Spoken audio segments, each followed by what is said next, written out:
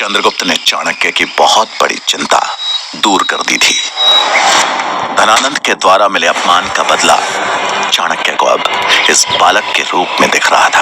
बालक, मुझे क्षमा करे, अगर समय पे लकड़ियां लेके नहीं गया तो दंड निश्चित है। कौन देगा तुम्हें दंड? किस गुरुकुल से हो तुम और कौन है तुम्हारा गुरु? मेरा कोई गुरु नहीं है, मैं एक सेवक हूँ, अपने स्वामी के लिए काम करता हूँ।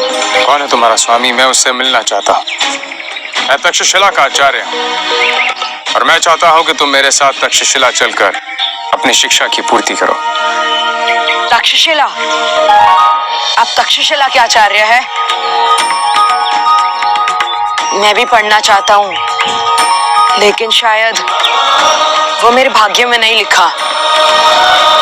आप मेरे स्वामी मन्नादेव से मिल सकते हैं, परंतु मुझे लगता है कि आपका प्रयास व्यर्थ होगा। ऐसा क्यों?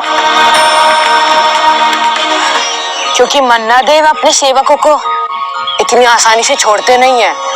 चल के देख लेते हैं किसकी विजय होती है, तुम्हारे स्वामी की या फिर मेरी। ठीक है।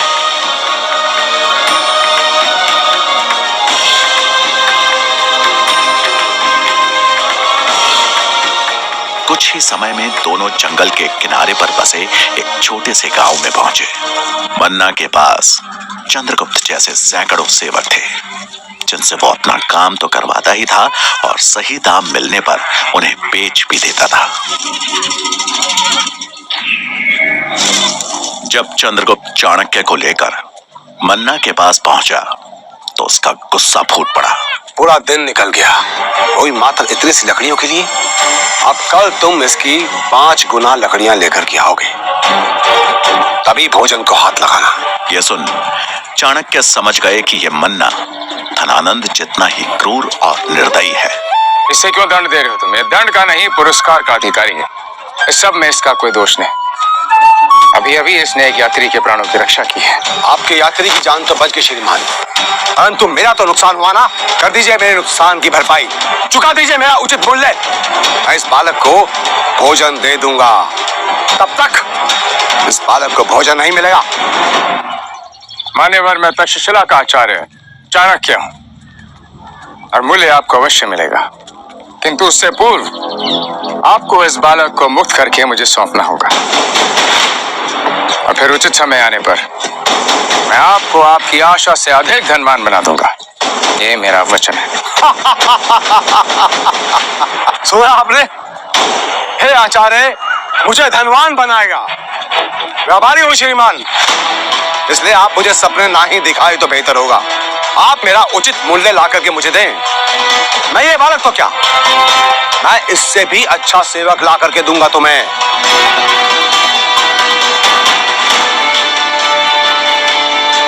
वैसे क्या दिखा आपको इस साधारण से बालक में?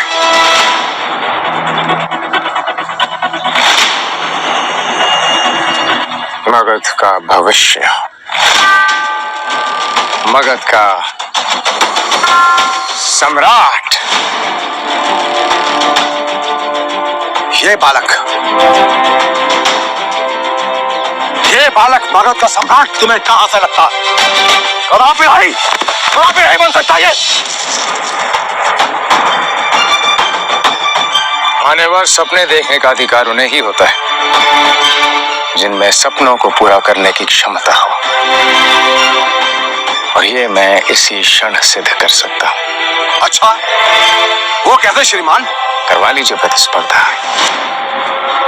हरा लीजिए इस बालक को अपने किसी भी सेवक के साथ।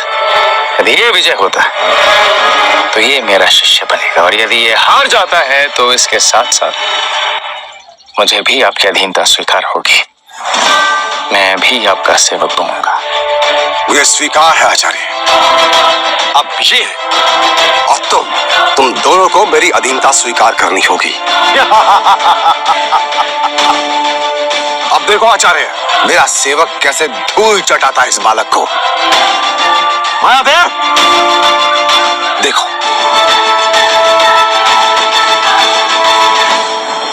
उसने अपने सबसे शक्तिशाली सेवक मायादेव को चाणक्य के सामने खड़ा कर दिया। मायादेव, पलक झपकते ही धूल चटा दो इस बालक को।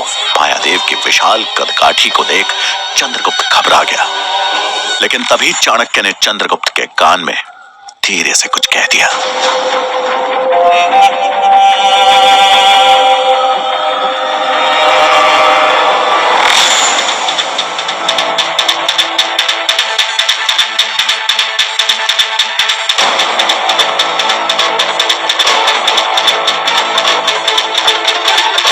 तभी मायादेव ने चंद्रगुप्त पर हमला बोल दिया। हालांकि चंद्रगुप्त अपनी फुर्ती दिखाते हुए बच गया। फिर कुछ देर यही चलता रहा। तभी अचानक चंद्रगुप्त ने मायादेव के घुटनों पर प्रहार किया।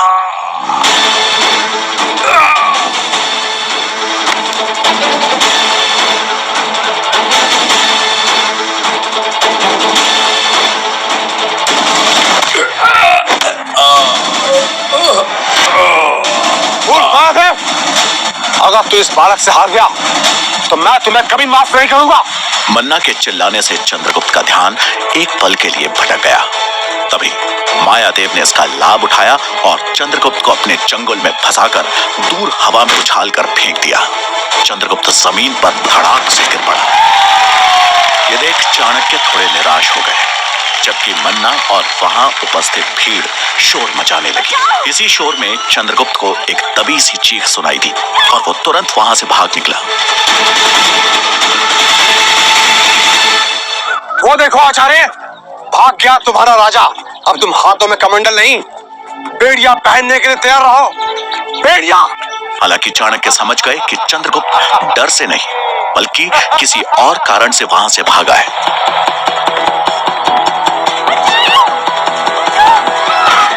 तभी एक लड़का दौड़ता हुआ आया। स्वामी, आपके पत्नी, उनको गौशाला में खूंखार भूखे तेंदुए ने घेर लिया है, जल्दी चलिए। ये सुन मन्ना हड़बड़ाहट में गौशाला की तरफ भागा।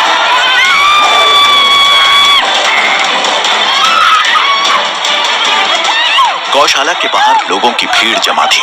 अंदर से मन्ना की पत्नी की चीखने चिल्लाने की आवाज आ रही थी। ये चीख सभी के कानों में पड़ रही थी, लेकिन अंदर जाने की हिम्मत किसी की नहीं हो रही थी।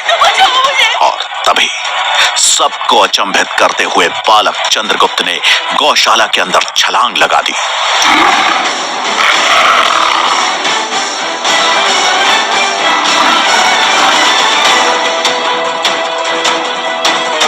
तेंदुआ मन्ना की पत्नी पर हमला करने ही वाला था कि तभी हवा को चीरते हुए एक झोंका आया और उस तेंदुए के पेट में लकड़ी का टुकड़ा घुसेड़ दिया।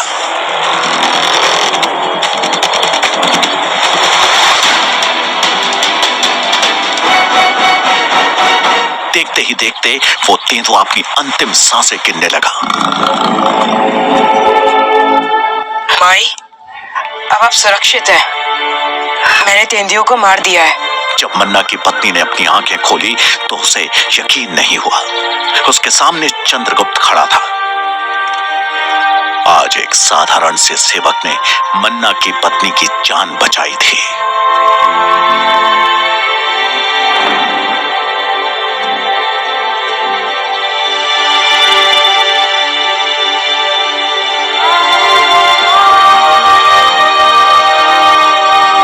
मन्ना ने अपनी पत्नी के पास आकर चिंतित होते हुए पूछा, तुम ठीक तो हो ना? जिस चंद्रगुप्त को सभी कमजोर बालक समझते थे, आज उसने ऐसा काम करके दिखाया जो बड़े से बड़ा सूरमा भी ना कर पाए। शारीरिक बल किसी की वीरता का प्रतीक नहीं होता, साहस भीतर से जन्म लेता है। पर युद्ध मात्र शस्त्र से नहीं, बुद्धि से भी लड़ा जाता है। चाणक्य की बात सुन मन्ना देव को अपनी गलती का एहसास हुआ। क्षमा करें आचार्य, परंतु एक प्रश्न मेरे दिमाग में अभी भी चल रहा है। क्या आपने पहलवान मायादेव के लड़ने से पहले इस चंद्रगुप्त के कान में ऐसा क्या कहा था? ये मैं जानना चाहता हूं आचार्य, इससे ऐसा जानना चाहता हूं। यदि व्यक्ति में शारीरिक शक्ति की कमी हो तो उसकी बुद्धि ही उसका शस्त्र बन जाता है, और यही युक्ति मैंने चंद्रगुप्त को दी थी। अधिक बल वाले मायादेव के घुटनों पर वार करके उसे परास्त किया जा सकता है।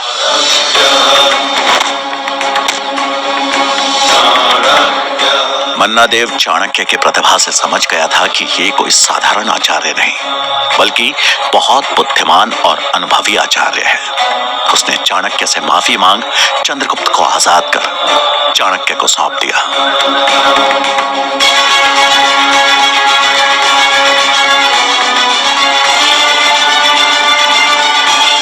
चाणक्य चंद्रगुप्त को लेकर वहां से चल तो पड़े, लेकिन उनका मन किसी गहरी चिंता में डूबा हुआ था।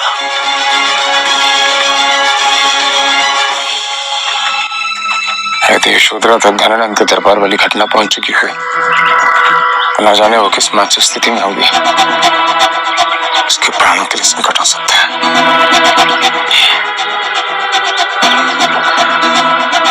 क्या हुआ आचार्य, आप इतने चिंतित क्यों हैं? मुझे पहले मगध जाकर अपनी पत्नी से मिलना है। मेरी पत्नी यशोधरा इस समय मगध में है और मेरा उससे मिलना अत्यंत आवश्यक है। किंतु यदि धनानंद के सैनिकों ने मुझे वहां देख लिया तो मृत्यु निश्चित है। मृत्यु? परंतु मृत्यु क्यों? क्योंकि मैंने प्रण लिया है धनानंद और उसके नंद वंश का समूल नाश करने का। मुझे अपनी पत्नी यशोधरा की चिंता हो रही है। धनानंद के सैनिकों को मेरी पत्नी की वहां उपस्थिति का पता चल गया तो वो मेरी पत्नी को जीवित नहीं छोड़ेंगे। किंतु एक मार्ग है। मगध में प्रवेश करने का एक द्वार है जहां पे सबसे कम सुरक्षा व्यवस्था रहती है। हम उसी द्वार से मगध में प्रवेश करेंगे।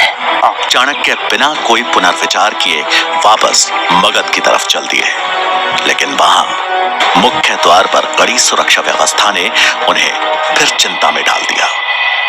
आचार्य, यहाँ तो बड़ी कड़ी सुरक्षा है। इनसे लड़े बिना प्रवेश करना बहुत कठिन होगा। शस्त्र उठाना हर समस्या का समाधान नहीं होता। यदि समस्या बुद्धिमानी से सुलझाई जा सके तो शस्त्र उठाना मूर्खता होगी। तो अब क्या करें आचार्य?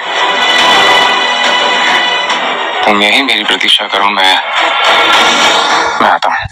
इतना कहकर चाणक्य ने वहां पास ही में दिख रही कुछ जड़ी बूटियों को तोड़ा, उनका लेप तैयार किया। इसके बाद वो एक वैद्य का वेश धारण कर चंद्रगुप्त को साथ लेकर मुख्य द्वार की तरफ बढ़ गए। अरे ये क्या हो गया? चलो अच्छा, मेरे पास औषधि है। देखो, इससे पहले कि तुम मुझसे कोई प्रश्न करो, तुम इस घाव पे लेप लगा लो, क्योंकि मेरा औषधि ज्ञान कहता है कि यदि इस घाव का तुरंत उपचार नहीं किया गया ना, ये घातक साबित हो जाएगा। और तुम तो एक कर्तव्यनिष्ठ सैनिक हो।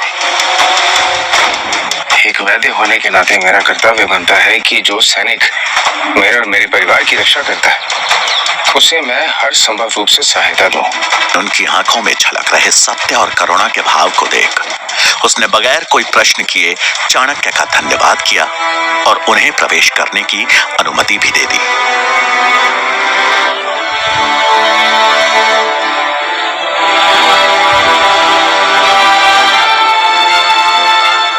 अब चाणक्य चंद्रगुप्त के साथ अपने घर के निकट पहुंच गए, लेकिन गली में मुड़ने से पहले ही अचानक उनके कदम ठहर गए। चंद्रगुप्त ने हैरान होते हुए पूछा, क्या हुआ आचार्य? आप अचानक से रुक क्यों गए? धनानंद के गुप्त सैनिक मेरे घर के समीप हो सकते हैं। संभवतः वो मेरी ही प्रतीक्षा कर रहे हो। तो अब क्या करना चाहिए? तुम भिक्षक के रूप में मेरे घर में प्रवेश करा। यदि वहां कोई सैनिक या कोई गुप्तचर हुआ तो तुम्हें आभास हो जाएगा।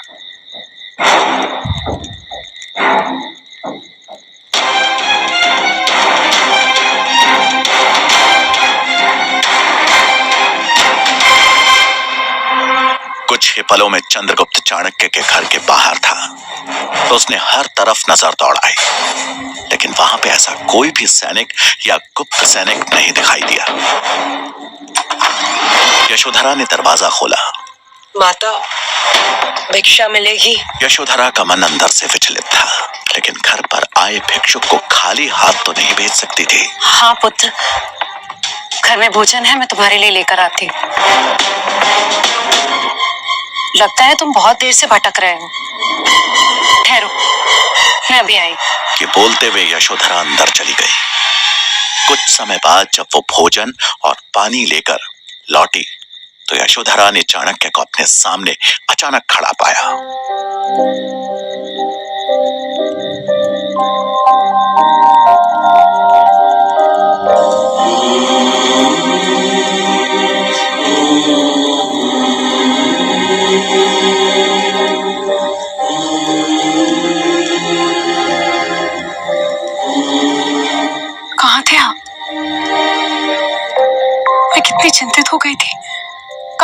गए थे आप? और ये बच्चा आपके साथ है? इधर सुनो, सब बताता हूं।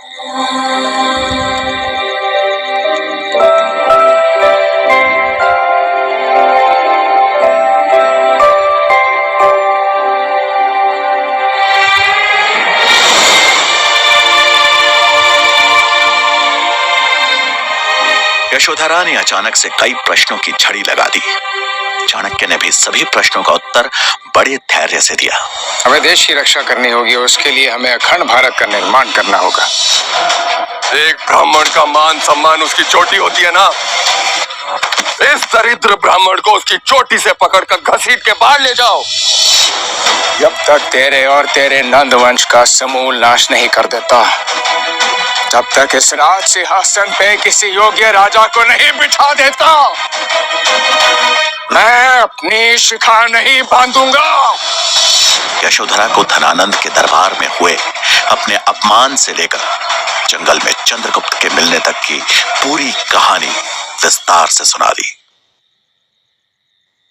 यशोधरा, ज्योतिष माधवाचार्य की भविष्यवाणी सत्य होने जा रही है। मैं तो सम्राट नहीं बन पाया, किंतु उस बालक को सम्राट बनाने का मैंने प्रण ले लिया और अपने प्रण की पूर्ति मैं करके ही रहूंगा। स्वामी, मुझे पूर्ण विश्वास है कि आपको अपनी खुली शिखा को बांधने का अवसर अतिशीघ्र ही मिलेगा। यशोधरा अपने पति को बहुत अच्छी तरह जानती थी। अगर वो किसी चीज को ठान लेते थे तो उसे पूरा करके ही छोड़ते थे।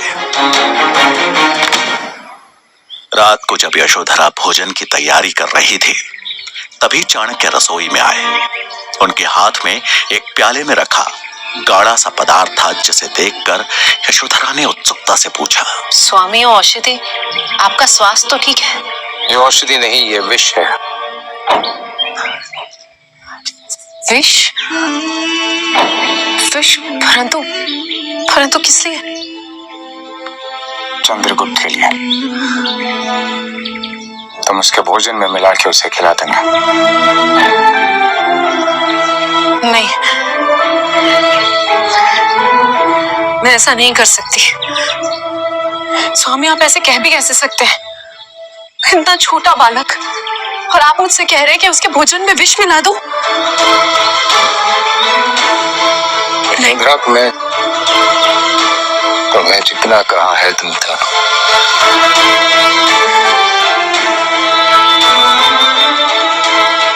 ये विष चंद्रगुप्त को मगध का सम्राट बनाएगा। परंतु स्वामी, तो अब क्या होगा आगे? ऐसा क्या चल रहा है चाणक्य के दिमाग में? क्यों वो अपने ही चुने राजा को विष देना चाहते हैं? कैसे ये विष चंद्रगुप्त को बनाएगा मगध का नया सम्राट? जानने के लिए देखिए अगला एपिसोड।